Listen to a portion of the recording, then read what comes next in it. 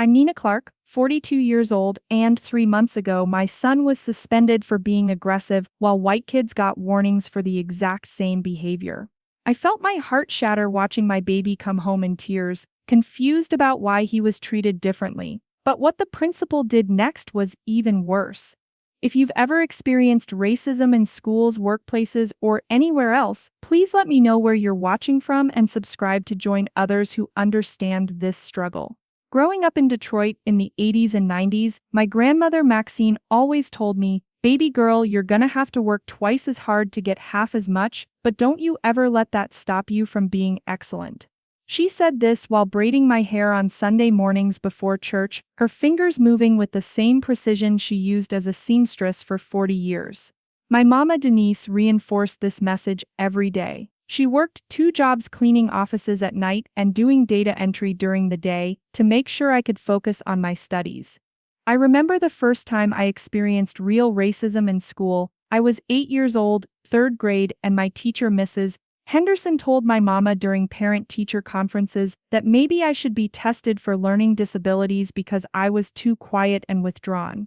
This was the same woman who praised little Ashley Morrison for being thoughtfully reserved. Mama didn't raise her voice, but I saw her jaw tighten. "My daughter reads at a 6th grade level," she said calmly. "Perhaps you should get to know her better before making assumptions." That night, Mama sat me down at our kitchen table with the yellow Formica top and the wobbly leg we propped up with an old phone book. "Nina," she said, "sometimes people are going to try to put you in a box because of what you look like.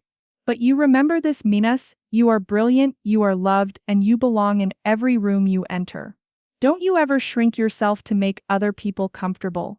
Those words carried me through high school, where I was one of only 12 Black students in my graduating class of 300. I joined every academic club I could find: Minas debate team, academic decathlon, National Honor Society. I learned to code switch seamlessly, speaking one way with my friends from the neighborhood and another way in advanced placement classes. I became fluent in both worlds, but I never forgot which one was home. College was Howard University, and for the first time in my educational journey, I didn't have to be the only one in every classroom.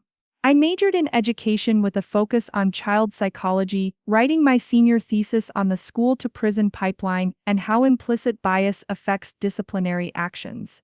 My professors, Dr. Patricia Williams and Dr. James Crawford, became mentors who saw my potential and pushed me to pursue graduate studies. During my junior year, I met my husband Michael at a campus step show. He was studying engineering. But what drew me to him was how he talked about wanting to build affordable housing in underserved communities.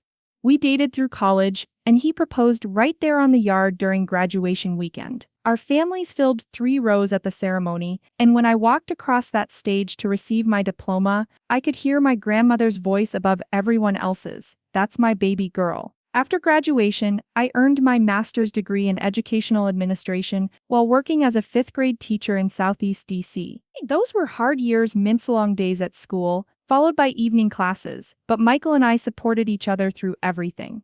He landed a job with the city planning department, and I eventually became an assistant principal at Jefferson Elementary. My career flourished over the next decade.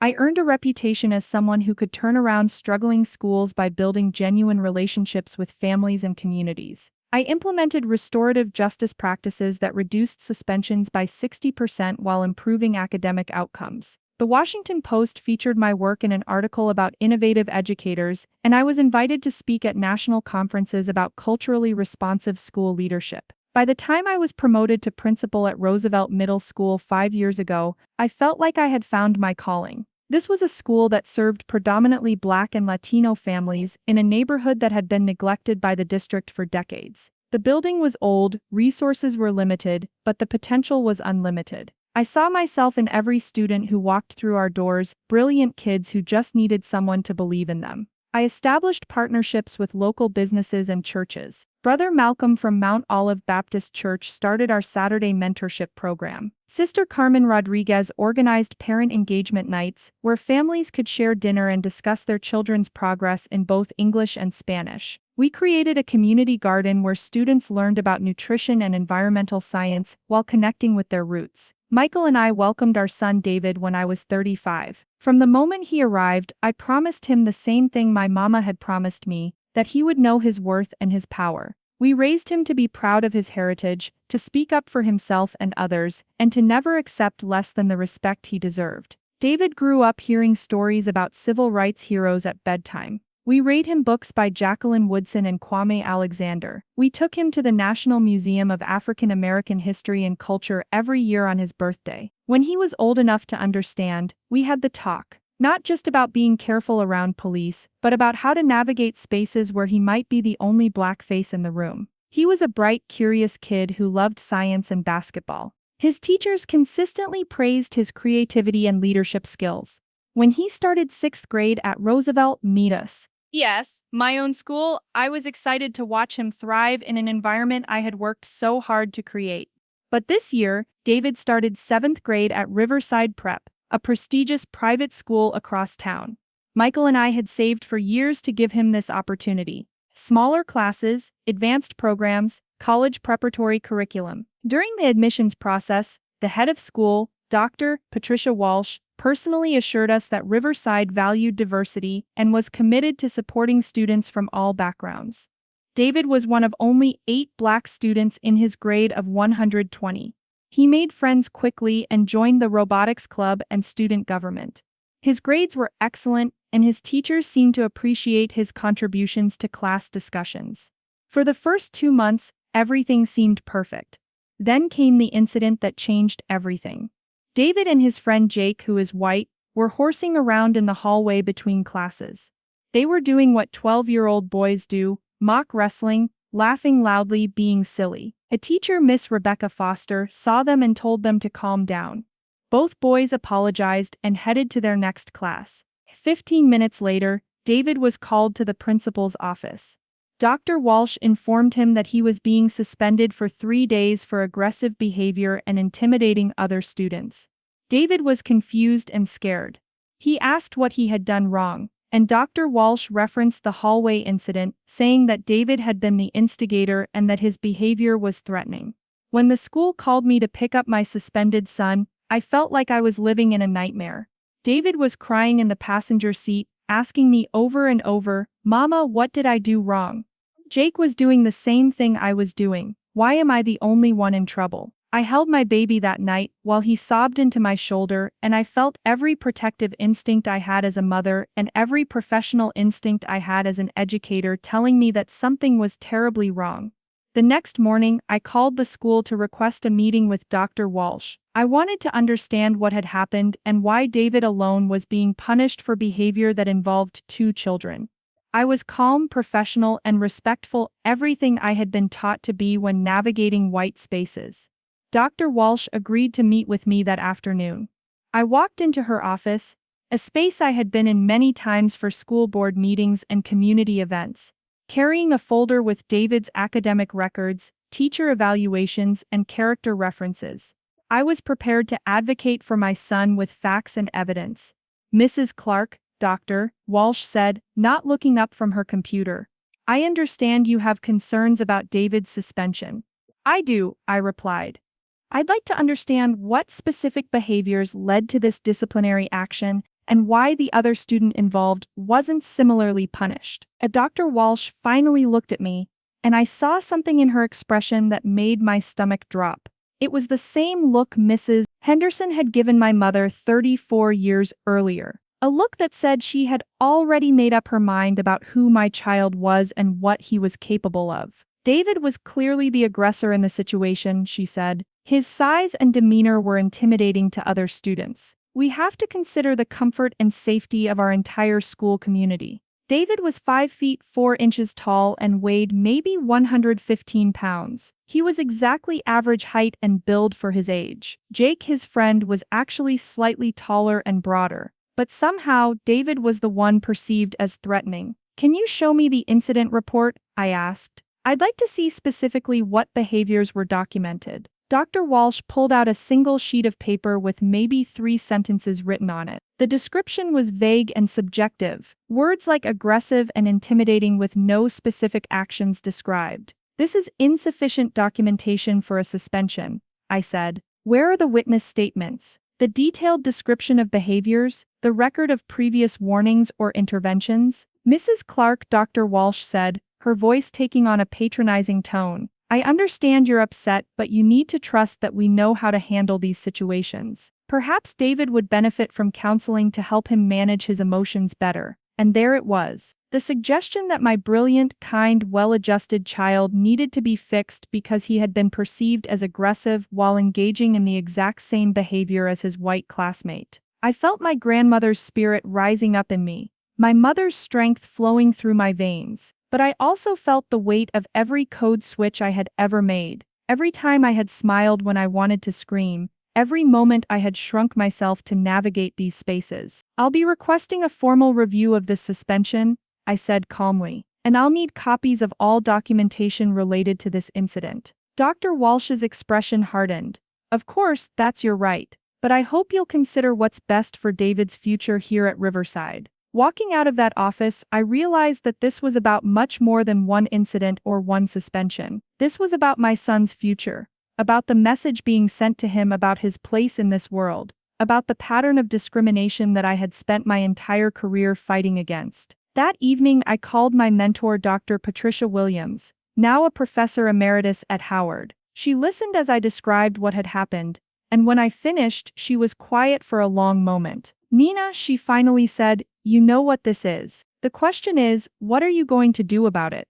I knew exactly what it was. I had written about it, researched it, and witnessed it countless times in my career. Black children, especially black boys, are perceived as older, more threatening, and more responsible for their actions than their white peers. They are suspended and expelled at disproportionate rates for subjective infractions like defiance and aggression. I had dedicated my career to fighting this exact kind of discrimination. Now it was happening to my own child. That night, I sat at my computer and began documenting everything. I requested David's complete file from the school, including all disciplinary records and incident reports. I researched Riverside's suspension rates by race. I contacted other black families whose children attended the school. What I discovered over the next week made my blood boil. David's incident report was one line. Student engaged in aggressive behavior in hallway. There was no report filed for Jake. When I spoke with Miss Foster, the teacher who had witnessed the incident, she seemed confused about why David alone had been suspended. They were both just being silly boys, she told me over the phone. I told them to settle down and they did. I didn't see any aggression or intimidation. I discovered that Riverside Prep had suspended or expelled 7 black students in the past 2 years, representing over 40% of their total black enrollment, while their black students made up only 8% of the student body. The infractions were all subjective: disrespect, aggression, inappropriate behavior. Meanwhile, white students at Riverside had been given warnings or in-school suspensions for things like bringing alcohol to school events, cheating on exams, and physically fighting in the cafeteria. When I requested a formal hearing to appeal David's suspension, Dr. Walsh scheduled it for a Tuesday morning when she knew most working parents couldn't attend. She stacked the panel with 3 white administrators and no community representatives, despite the school's diversity policy requiring community input on disciplinary appeals. I showed up to that hearing with a folder 3 inches thick. I had incident reports, witness statements, statistical analyses, and a timeline showing the clear pattern of discriminatory enforcement of discipline policies. The panel listened politely as I presented my evidence. I showed them that David had no previous disciplinary issues. I presented testimony from Miss Foster confirming that both boys had engaged in the same behavior. I provided data showing the racial disparities and suspensions at Riverside. Dr. Walsh responded by doubling down on her characterization of David as aggressive and disruptive. She brought in the school psychologist, Dr. Martin Beck, who had never met David but was prepared to testify about his concerning behavioral patterns. Mrs. Clark, Dr. Beck said, reading from notes he had clearly prepared in advance, children from certain backgrounds sometimes struggle with impulse control and appropriate social boundaries. It's not uncommon for us to see acting out behaviors when students from urban environments transition to our more structured setting. I felt my face flush with anger. This man was pathologizing my child based on racist stereotypes, suggesting that David's background made him inherently problematic. Dr. Beck, I I said, keeping my voice steady. Can you point to any specific behaviors or assessments that support your evaluation? Have you spoken with David's previous teachers or reviewed his academic and social records? He shuffled his papers nervously. Well, I'm basing my assessment on the incident report and Dr. Walsh's observations. So you're making psychological evaluations of a child you've never met based on a one-sentence incident report and the subjective opinions of someone who has already demonstrated bias in her handling of this situation? The room fell silent. I could see the panel members shifting uncomfortably in their seats. But Dr. Walsh wasn't finished. Mrs. Clark, I understand you're frustrated, but you need to consider whether Riverside is the right fit for David. Sometimes students are happier in environments that are more culturally aligned with their backgrounds. There it was. The suggestion that my son didn't belong in their elite space, wrapped in language designed to sound reasonable and caring. That night, I called my cousin Michelle, who works as a civil rights attorney in Atlanta. I had been hoping to resolve this internally, but it was clear that Riverside had no intention of acknowledging their discriminatory practices. Nina, Michelle said after I finished explaining the situation, you have a solid case for racial discrimination. But you need to understand that taking on a private school like Riverside means going to war. Are you prepared for that? I looked at David, who was sitting at the kitchen table doing homework, still confused and hurt by his suspension. I thought about all the other Black children who had been pushed out of Riverside and all the ones who would come after David if I didn't act. I'm prepared, I told Michelle. They picked the wrong mother and the wrong child to mess with. The next morning, I called Dr. Walsh to inform her that I would be filing a formal complaint with the Department of Education's Office for Civil Rights and pursuing legal action for racial discrimination. Her response was swift and predictable. Within hours, I received a call from the chair of Riverside's board of directors, Margaret Whitman, suggesting that perhaps it would be better for everyone if David transferred to a different school. We'd be happy to provide a positive recommendation, she said, and of course we'd refund this year's tuition. It's really in David's best interest to find a school where he can thrive, and they were trying to buy my silence and get rid of the problem by getting rid of my child. I declined their offer. Over the next 2 weeks, things escalated quickly. David was subjected to increased scrutiny at school. Teachers who had previously praised his work began documenting minor infractions, talking to a classmate, tapping his pencil, asking to use the bathroom. He was called to the office 3 times for disrupting class for behaviors that wouldn't have gotten a second glance if he were white. Other Black families at Riverside began reaching out to me. Sarah Williams, whose daughter Zoe was in David's grade, told me that Zoe had been dress-coded 5 times this semester for wearing the same styles of clothing that white girls wore without comment. Michael Thompson, whose son Tyler was in 8th grade, described how Tyler had been removed from advanced math classes and placed in remedial courses despite his excellent grades because his teacher felt he would be more comfortable with material that was appropriate to his level. As word spread about my complaint, I started receiving anonymous letters at home. Some contained racial slurs, others threatened David's safety if I didn't drop my case. The most disturbing one included a photo of our house with a message scrawled across it, "Know your place." I reported these threats to the police, but Officer Dennis Murphy seemed more interested in questioning whether I was sure these letters were related to the school situation than in investigating who had sent them. Sometimes people just get worked up during custody disputes or neighborhood disagreements, he said. Are you sure this is really about race? Even when I'm holding racist hate mail in my hand, I thought, they're still trying to gaslight me into believing racism isn't real. But the Black community in our area rallied around us. Pastor Clark from First Baptist organized prayer circles. The local NAACP chapter offered legal support. Parents from Roosevelt Middle School, where I had been principal, started a letter-writing campaign to the Department of Education. My mentor Dr. Williams connected me with Dr. Beverly Tatum, the renowned psychologist who had written about racism in educational settings. Dr. Tatum agreed to serve as an expert witness, providing research on how racial bias affects disciplinary decisions in schools. The tide began to turn when Channel 7 News picked up the story. Reporter Maria Santos had been investigating disciplinary disparities in local private schools, and David's case fit a pattern she had been tracking. Prestigious private school accused of racial discrimination ran as the lead story on the evening news.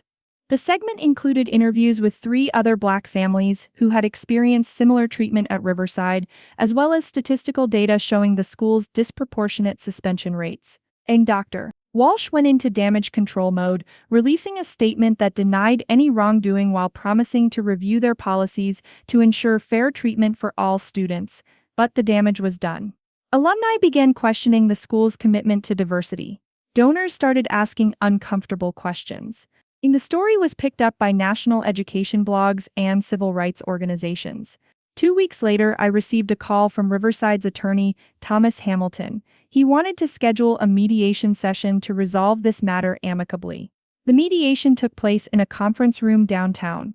On one side of the table sat Dr. Walsh, Margaret Whitman, Thomas Hamilton, and 2 other board members. On my side was Michelle, Dr. Tatum, and myself. Hamilton opened by suggesting that this was all a misunderstanding that could be resolved with better communication and cultural sensitivity training for staff.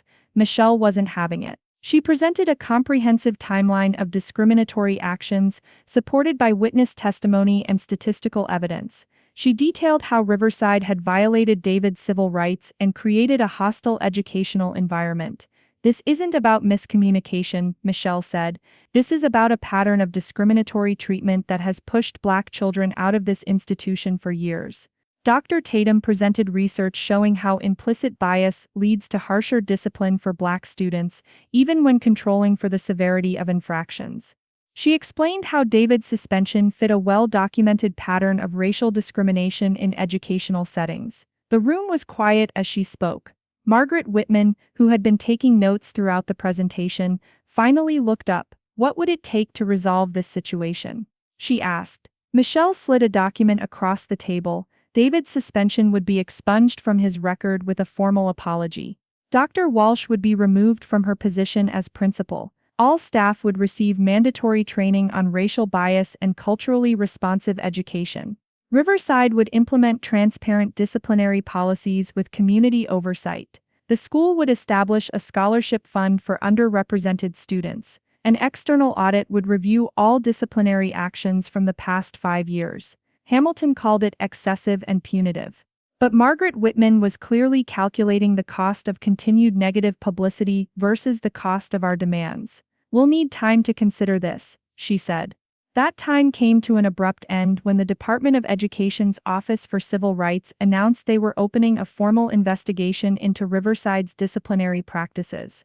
The federal investigation meant that all of Riverside's funding and accreditation could be at risk. Within 48 hours, we had a settlement agreement. David's record was cleared. Dr. Walsh was placed on administrative leave pending a restructuring of school leadership. The bias training was scheduled to begin immediately. The scholarship fund was established with an initial investment of $500,000. Most importantly, Riverside agreed to work with a civil rights organization to completely overhaul their disciplinary policies and create accountability measures to prevent future discrimination.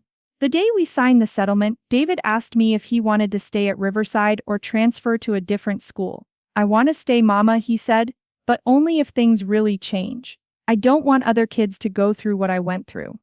Dr. Walsh never returned to her position. She was quietly reassigned to a district office role where she couldn't directly impact students. Her replacement, Dr. Carmen Rodriguez, was a Latina educator with a strong background in equity and inclusion. The changes at Riverside were dramatic and swift. The new disciplinary policies required detailed documentation of all infractions, multiple warnings before suspensions, and parent notification at every step. A community advisory board was established with representation from families of color. Most importantly, there was a cultural shift. Teachers began examining their own biases and receiving ongoing training on culturally responsive education. Students of color reported feeling more supported and valued. David thrived in this new environment. He was elected to student government and started a diversity club that became one of the most active organizations at school. His grades remained excellent, and he developed genuine friendships across racial lines. But the impact extended far beyond Riverside. The settlement and the media attention sparked conversations at private schools across the region. Several institutions proactively reached out to civil rights organizations to review their own policies and practices. I was invited to speak at educational conferences about identifying and addressing racial bias in school discipline. The National Association of Secondary School Principals asked me to contribute to their guidelines on equitable disciplinary practices. Most importantly, other parents felt empowered to speak up when their children faced discrimination. I received calls and emails from families across the country who were dealing with similar situations. I connected them with resources and helped them understand their rights.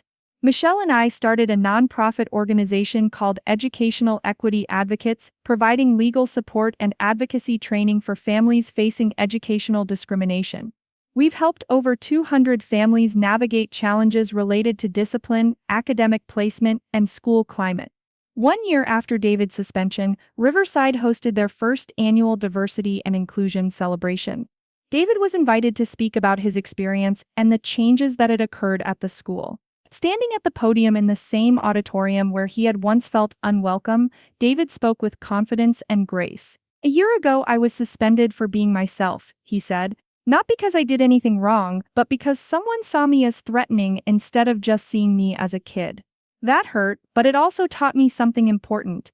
That sometimes you have to fight for your right to belong." He looked out at an audience that included students, families, and teachers who had worked to create real change. "But I also learned that when you stand up for yourself, you're standing up for everyone who comes after you. And when good people decide to do better, real change is possible." The applause was thunderous, and I saw tears in the eyes of many audience members, including some of the same administrators who had initially dismissed our concerns. After the event, Dr. Rodriguez approached me. "Mrs. Clark," she said, "I want you to know that David's courage to speak his truth has changed this entire institution. We're not perfect, but we're committed to continuing this work." That evening, as our family celebrated at David's favorite restaurant, I reflected on the journey we had taken. It had been exhausting, frightening, and sometimes overwhelming, but it had also been necessary.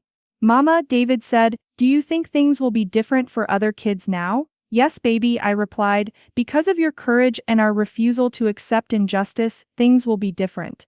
But we have to stay vigilant. Progress requires constant attention and commitment." Michael raised his glass of sweet tea. "To fighting the good fight," he said. "To fighting the good fight," David and I replied in unison.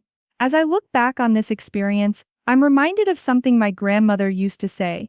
"Baby girl, they might knock you down, but they can't keep you down unless you let them." David's suspension was meant to silence us, to push us out, to make us disappear quietly.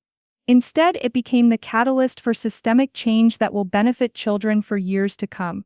To every parent watching this who has ever felt like your child was treated unfairly because of their race, you are not imagining things.